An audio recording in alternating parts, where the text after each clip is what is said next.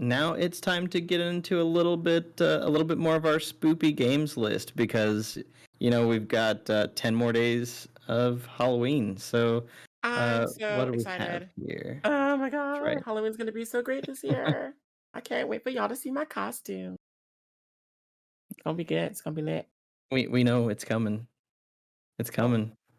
some people do. Some people know.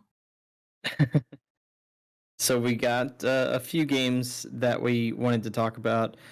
Specifically for me, a game that's on Game Pass. It's to me, it's kind of required play is A Plague Tale: Innocence. It's literally that. It's a story.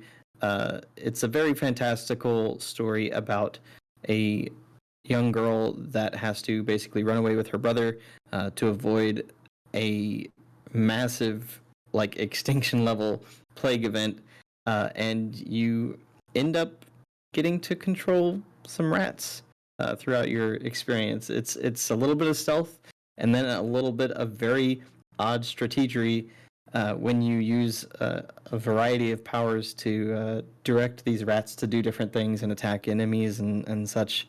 It is a very unique action experience with a little bit of puzzling. It's one of the prettiest games ever, in my opinion. Very Ever. beautiful art style, and then it's just Ever. graphically impressive. Yes. Dang, dude. Yes. I played it on Xbox One X, but I'm sure PC users are still looking at it and just being like, wow, this is like the character models are phenomenal. It's made by the same people that made the newest Microsoft Flight Simulator. And of course, the sequel's coming out next year, we hope. So there you go. Get on A Plague Tale: Innocence as soon as you can. That's definitely required for Halloween. Darkest Dungeon 2. I know I mentioned it last week a little bit, but I want to actually explain what makes Darkest Dungeon's horror so interesting, because there are plenty of games that are hard. There are plenty of tactical games with permadeath that you could play. And if you're looking for like a lighter version of that, it seems like Fire Emblem is always the franchise that I think of when I think of permadeath. Fire Emblem and XCOM. And so Darkest Dungeon is a little closer to XCOM because it's super brutal. Like, it's less about you making a mistake and then someone dies, and more about someone is going to die. You're not going to change that, but you're going to have to choose who it's going to be and how well everyone else is going to make it out as a result of that. So in Darkest Dungeon 1, of course, 2 comes out in 5 days. Comes out next week. Looking forward to that. In Darkest Dungeon 1, the whole crux of that game is that you take your characters that you recruit. You have a whole roster of them, and you take 4 of them into a dungeon. There are several dungeons you can go to. And they have a health bar and a sanity bar. And so your health bar is obvious. You've got tanks and damage dealers and healers to manage your health bars. But then you've got a sanity bar. And so the sanity bar fills up as you get hit with all sorts of attacks. There are some attacks that do damage only to your sanity. There are other things, like if an enemy crits you, you will take the extra damage that the crit does, like you'll take extra health damage, but because you were crit, you also take sanity damage. So there's stuff like that, and all of that adds up to an experience where your characters go insane. So that bar fills up. Once it fills up, your character has a dice roll, and there's like a 10% chance that something good will happen, but a 90% chance that something terrible will happen. And the terrible things manifest in a lot of interesting ways, but they're bad. So like you will have an affliction that can be maybe that you're paranoid. It could be that you're greedy or you're selfish. So like selfish, it's a turn-based game. And so based on a bunch of different things, you've got your turn order. Well, when you finally get to your character, if they're afflicted with selfish, there's a chance that they'll just say something like, you know what? No, I think you guys can handle this. Or like, I think I've already contributed enough. And the character will pass their turn. They will straight up pass What? it, like right there, and then it goes to the next thing. And sometimes sometimes it's so bad where you'll be like, okay, all I have to do is land one last hit on this enemy, because if I don't, he's going to kill somebody. And then the character who has the ability to land that final blow is just like, yeah, you guys seem like you have this handled. I'm gonna see you guys later. Or sometimes you've got one, masochism. Masochist is one. And if a character is a masochist, they sometimes will not allow other people to help them. So if you have a character that's trying to heal them because they're about to die, the character will straight up say, no, I don't want your help. And you cannot heal them. It won't allow you to buff them in any way. And it's just like, oh, God, because the person has gone insane and they're uncontrollable. They're unpredictable. Because sometimes they'll let you heal them, but sometimes they won't. So there are tons of ways that manifests in combat and all of these things. What's the kleptomaniac is one. That's actually just a regular trait. That's not even an insanity thing. There are lots of things in these dungeons that you can interact with. Some of them have traps in them. Some of them are poisoned.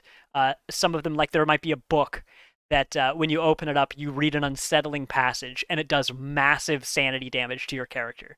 Well, normally, you walk up to these things, and you can interact with them in a special way. You can use an item that allows you to mitigate that negative effect. So you might find some, like, there's something to do with food. Like anytime there's something to do with food, there's an item that cleanses items to make them safe for consumption. And so you can walk up to this interactable, use that item, and then it gives you the best version of whatever it has. Like not only is there no negative effect, but it gives you the better version of whatever it can have. But if you have a character whose specific trait is to just run up and touch it, sometimes you'll find an Iron Maiden, the old sarcophagus-looking thing from medieval times that has the spikes on the inside that you close somebody in to kill them or torture them.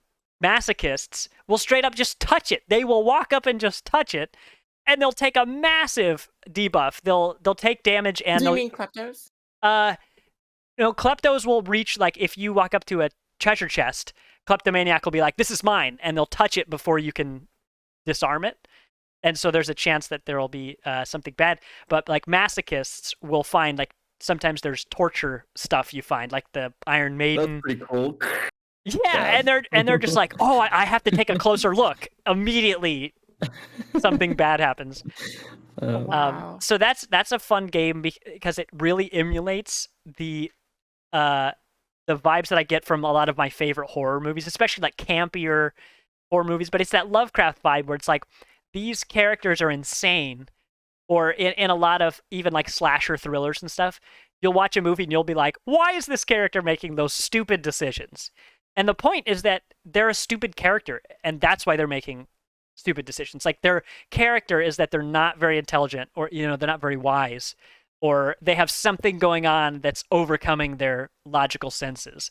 And so this game emulates that, where you've got people on your team that you straight up just can't control them. Like stuff goes wrong because your dumbass friend just wanted to touch something shiny, But that element of unpredictability is really what sets Darkest Dungeon apart. And it's one of my favorite spooky games that I've played. It's got plenty of other good things about it, but I've already said enough. And we'll see more in Darkest Dungeon 2 hopefully hopefully an improved UI among other things. There are UI issues in that game that never got fixed, but I'm so excited for more madness. It's just such a refreshing gameplay mechanic that is very fun and gives me no reason to ever play something above the easiest difficulty. That game is so hard.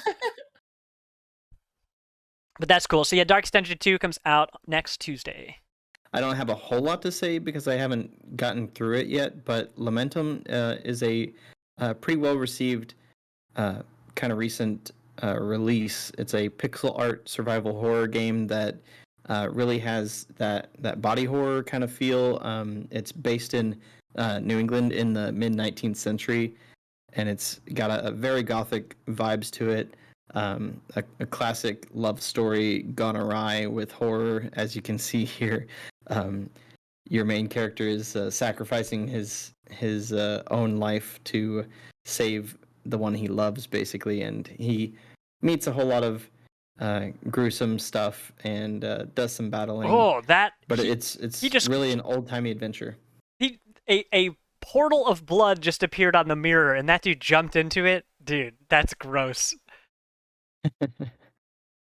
But yeah, there's some really cool things from all the way from Cenobite looking monsters to tendril covered banquet halls and stuff like that. It's very well crafted, really cool. It hits that sweet spot for if you're looking for a little bit of gore, but with some more of that Cthulhu style mythos and just general dread.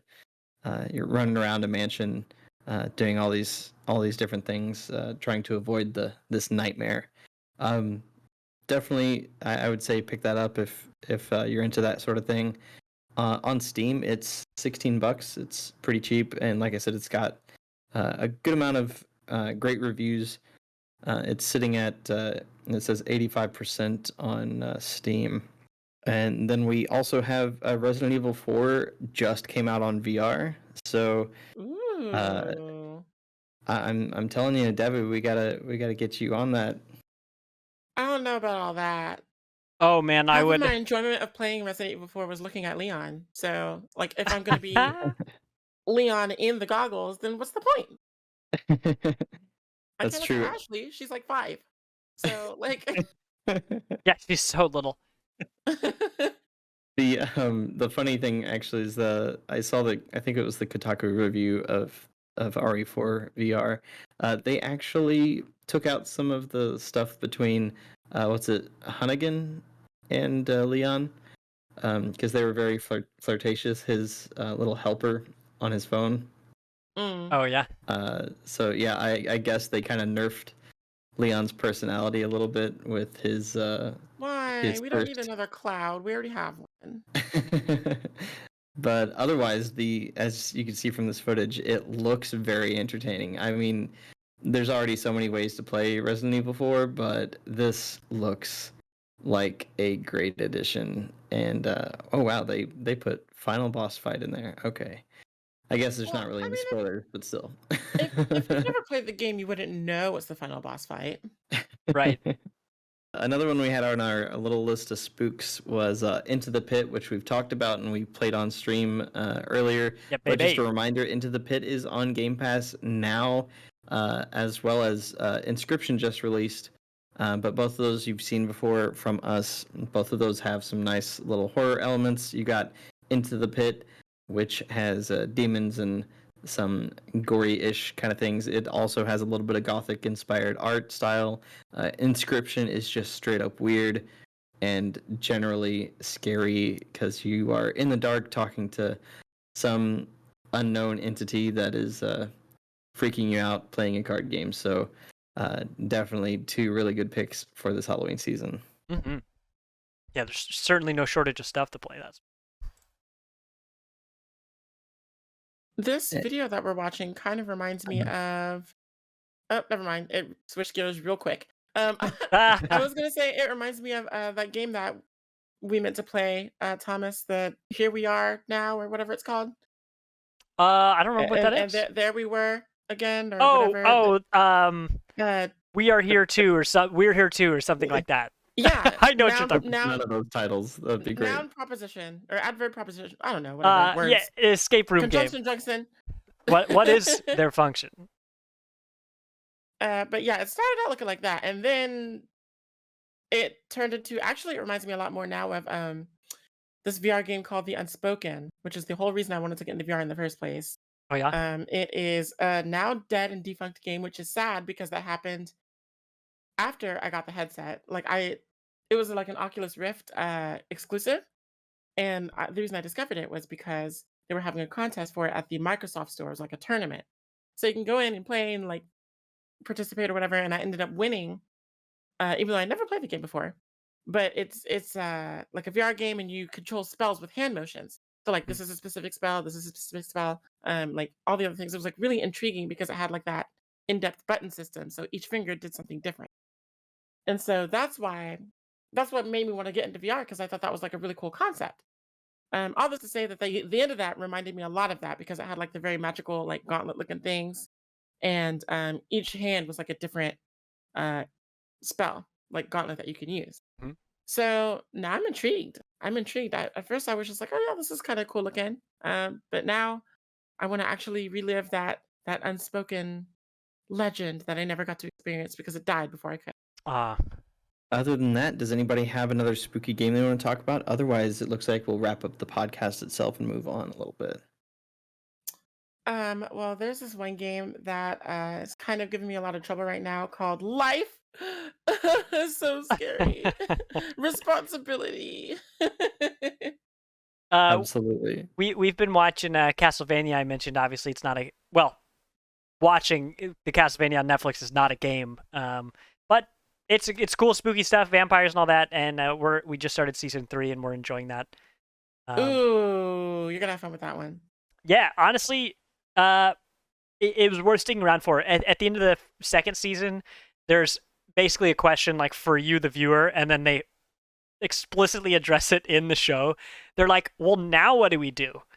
Like, what could possibly come next?" And then they like a D&D session. They go through all the different things that they could pick and choose. That they like the paths that they could go down. Debbie, was it you who said that the other day?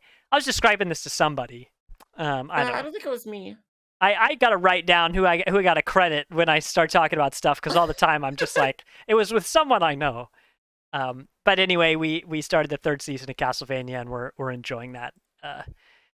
There's tons of spooks to watch, but this is not a podcast about watching spooks. This is a podcast about playing spooks. So yeah, I'm full. I have enough on my plate between Inscription, Darkest Dungeon, Into the Pit, and then everything else just has to wait. And there's so much else. I think the spookiest thing I'll be playing this season is probably Metroid Dread. Until the Animal Crossing update comes out, but that's not until next month. So I don't think that would count towards this spooky season. I don't know. Especially if you're just walking around with seeing Jack and taking his costume again and doing all that pumpkin business. Jack's not really that scary. Wisp is scary because you never know. Like, he's going to be there. But, you never know where and you never know when. You just know it's going to be after midnight. And then he just like... Oh, shoot. Ghost. You know what? I was watching I'm Hyperfam play Call of Duty. He's playing this... Halloween mode. Dude, the only time I care about Call of Duty is when the Halloween event happens because it's really entertaining to watch on Twitch. You open loot boxes and there's a chance that there will be a jump scare in it. But he was playing this special mode where, like, I'm not totally clear on the details, but basically it seems like you have a bunch of teams in a smallish circle, and of course it keeps getting smaller. But once you die, as long as somebody on your team is alive, you come back as a ghost, and if you kill enough humans or something, you can revive. So when you're playing as a player, not only do you have the other humans occasionally to fight, with their guns, but you've got ghosts airdropping in from the sky constantly. But then the icing on top that really makes this thing pop is you've got this fear meter that fills up, and when it fills up, you hallucinate. And so a lot of the animations they've done are really clever, and they all look different, so it's not always clear that what you're seeing is part of the sanity thing. It seems like, sometimes it seems like it could be your Twitch overlay doing something weird, or maybe you're lagging and your screen glitched a little bit and it's just doing something funny. But the most mind-bending one that we all had to figure out in chat together was that Hyper was getting sniped by someone from across the map, and he hid behind a rock, but he just kept getting hit. And then we in chat put together that his health bar hadn't moved and the shooter was fake. He was never being shot at. Because he's like, how am I getting shot through the rock? And the thing is, there was never even a shooter. But that was entertaining. That was a cool mode. And the next time he boots that up, I'm going to try to catch that. Look at Call of Duty actually doing something creative. They can do stuff when they want to. They need to want to do it more. That's right. So it looks like this has been the Party Invite podcast, guys. Thank you so much for listening, watching, or joining us in the live chat on Twitch. And this is your weekly reminder to find more of our content as well as our community by going to www.partyinvite.games. And I've been Vilos, and that's the way the news goes, Yay news! as they say on Rick and Morty. So, bye. Bye. Ta-ta!